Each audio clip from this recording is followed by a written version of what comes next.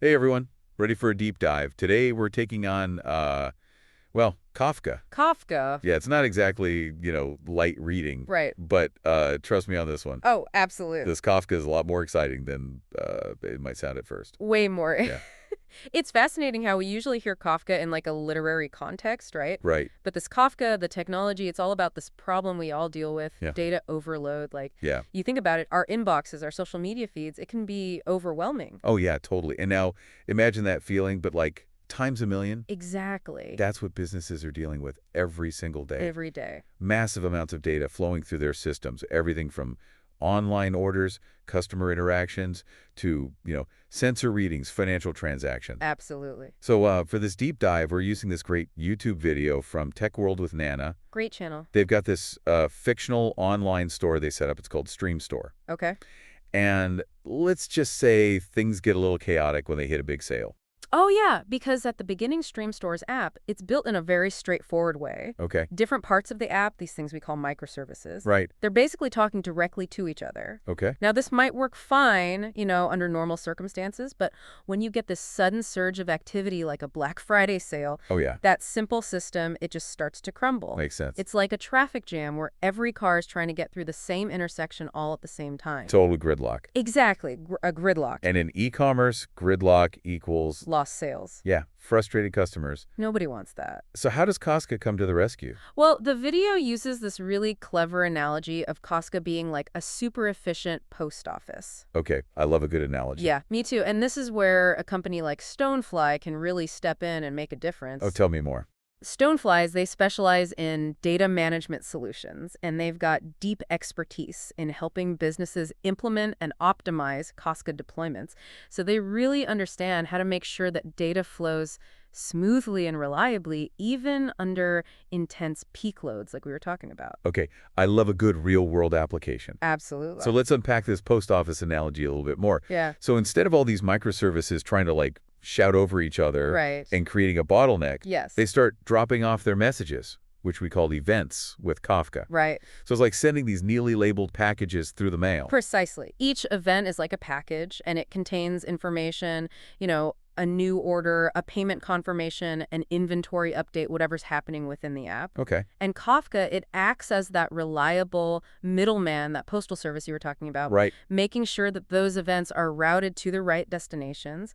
And this decoupling, this is what makes Kafka so powerful because it allows different parts of the system to communicate without getting in each other's way. So Kafka brings order to the chaos. Oh, exactly. I like it. But with so many packages flying around, how does Kafka keep everything organized? The video mentions these things called topics. Yes. What are those exactly? Imagine the post office having different sections, right, for different types of mail, Yeah. letters, packages, express deliveries. I'm with it. That's essentially what topics are in Kafka. They're like categories that help organize the flow of events. So you might have a topic for orders, a topic for payments, a topic for customer updates, and so on. Got it. So it's all about, keeping things tidy. Exactly. Makes sense. And I bet StoneFly, with their data organization expertise, they help businesses set up those topics in a way that makes everything run super smoothly. Oh, absolutely, they do.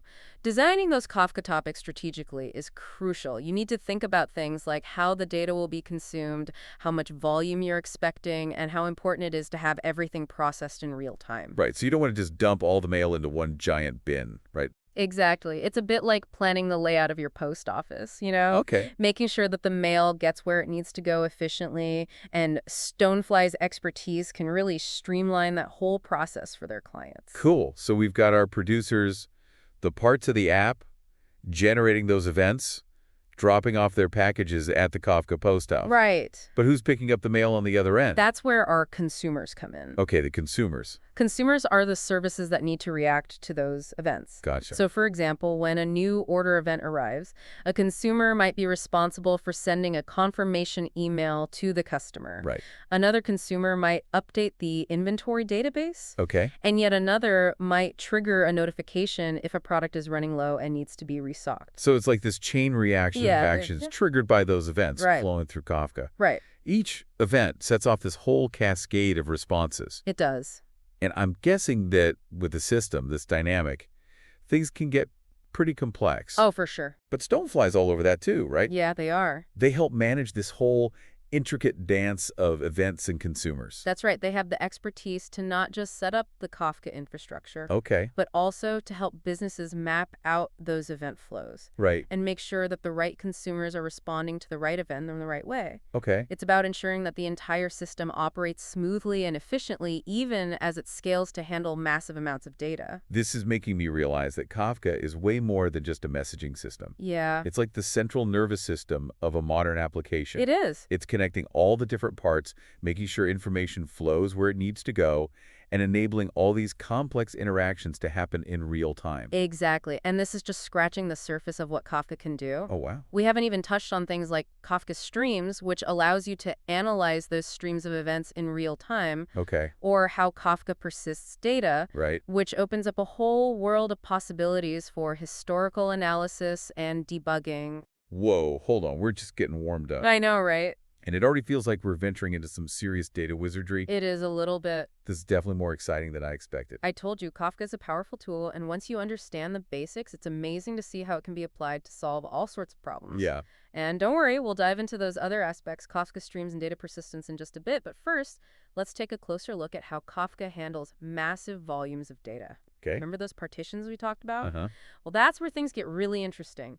Partitions are key to Kafka's ability to handle massive amounts of data. Okay. Think of it this way. You wouldn't try to stuff a million packages through a single tiny doorway, right? Definitely not. That sounds like a recipe for disaster. Exactly. So Kafka takes those topics, those categories we were talking about, Right.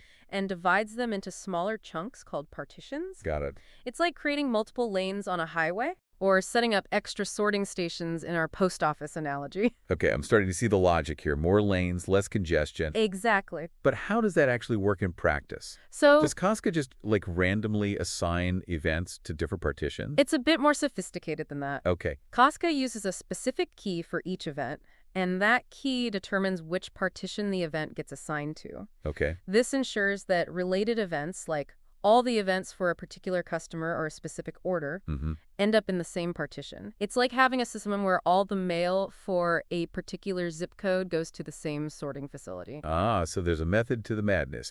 And I bet StoneFly helps their clients figure out the best way to define those keys, right? Because choosing the right key seems like it could have a big impact on how efficiently things run. You are spot on. Defining those partition keys is a critical part of designing a Kafka system. StoneFly's experts work closely with their clients to understand their data and their processing needs. They help determine the optimal partitioning strategy to ensure that data is distributed evenly, workloads are balanced, and performance is maximized. It's like having a logistics expert on hand to optimize your entire delivery network. This is making me realize just how much thought goes into setting up a Kafka system. Mm-hmm. It's not just about installing some software. Right. It's about, architecting a whole data infrastructure. Absolutely. And it sounds like StoneFly is the go-to team for making sure that infrastructure is rock solid. They really are, and they don't just stop at setting things up. They also provide ongoing support and management to make sure everything continues to run smoothly as the system scales and evolves. Okay, so we've got our events neatly sorted into partitions, but what about the consumers? We talked about how different services act as consumers processing those events and triggering actions. But what happens if you have multiple instances of the same service running? What if you have a whole team of workers processing orders? That's a great question, and that's where consumer groups come in. Think of a consumer group as a team of workers sharing a work mode. Each worker in the group takes responsibility for processing events from a specific partition. So it's like dividing up the mail delivery routes among the different mail carriers. Exactly, and this is crucial for scalability and fault tolerance. If one worker gets overwhelmed or crashes, the other workers in the group can pick up the slack. It ensures that events are processed continuously and no single worker becomes a bottleneck. Like a well-oiled machine. And I'm guessing StoneFly has some tricks up their sleeve for managing those consumer groups as well. Absolutely. StoneFly helps their clients determine the optimal number of consumers for each group, how to distribute workloads effectively, and how to monitor those consumers to ensure they're performing as expected. It's all about maximizing efficiency and reliability. This is blowing my mind. Kafka is way more sophisticated than I ever imagined. It's like a whole ecosystem for managing data in real time.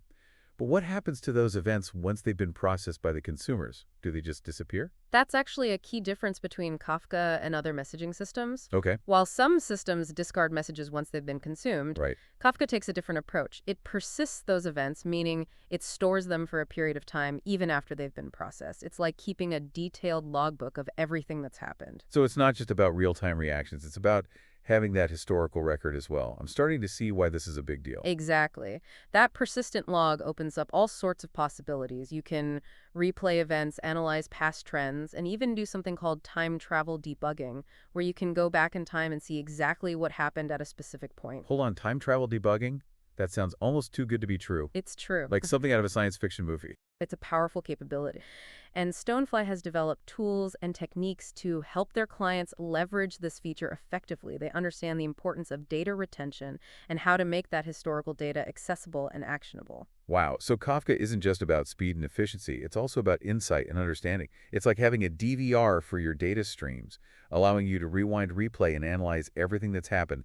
This is a game changer. You got it. And this ability to store and manage massive amounts of data requires a robust infrastructure. Okay. The video mentions that Kafka stores data on servers called brokers, kind of like distributed post office branches. Right, and these brokers need some way to coordinate with each other, make sure they're all on the same page, and handle things like electing leaders and managing configurations.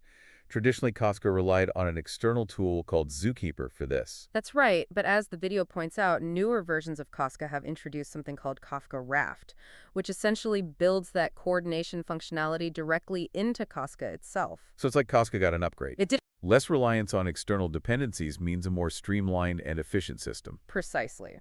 And StoneFly has been at the forefront of adopting these new features, ensuring their solutions leverage the latest advancements in Kafka technology. StoneFly is really hitting it out of the park with their Kafka expertise. They've thought of everything. They have a deep understanding of not just the technology itself, but how to apply it effectively to solve real-world business challenges. So to wrap things up, Kafka isn't just about messaging.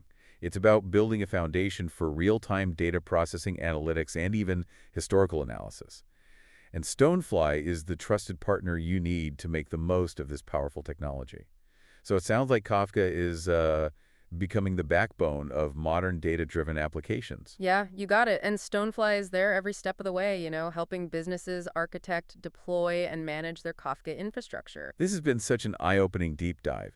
Who knew a technology named after a writer known for his, complex, often surreal stories could be so practical and even, dare I say, fun to learn about? I know, right? It's a testament to the power of well-designed systems and the impact they can have on our everyday lives, even if we don't, see the inner workings. Exactly. And the video does a fantastic job of breaking it down with those clear visuals and relatable examples. It really demystifies the whole thing. It does, and it also hints at the fact that Kafka's potential extends far beyond software applications. The core concept of a discriminated event-driven system has implications for all sorts of industries and even personal life. Now you've got me thinking. Yeah. What if we applied this Costa-like thinking to things like traffic management in cities Oh, yeah. or coordinating disaster relief efforts? The possibilities are endless. I know, right? That's the beauty of understanding these fundamental concepts. It sparks new ideas and innovative solutions in unexpected places. And StoneFly, with its commitment to pushing the boundaries of data management, is excited to see where this technology takes us next. So there you have it, folks. Kafka, the unsung hero of the modern digital world. And for those of you ready to explore the possibilities of Kafka for your business, remember, StoneFly is a requested guide. For a deeper dive into how StoneFly can help you harness the power of real-time data, visit www.stonefly.com. And if you're ready to start building scalable, resilient, data-driven systems, don't hesitate to reach out to the experts at StoneFly. You can contact them at sales@stonefly.com. They're ready to help you turn your data into actionable insights. Couldn't have said it better myself. This deep dive has been amazing. I've learned so much about Kafka and how it's shaping the future of data, and I'm especially impressed by StoneFly's expertise in this space. They're clearly leading the charge when it comes to helping businesses unlock the full potential of Kafka. They are indeed. So if you're looking for a partner to guide you on your Kafka journey, StoneFly is the name to remember. Absolutely. Well, folks, that's a wrap on our deep dive into Kafka. I hope you found it as fascinating as I did. And remember, if you're ever feeling overwhelmed by the flood of data in your life, just think of Kafka and the power of a well-designed system. Until next time, stay curious and keep diving deep.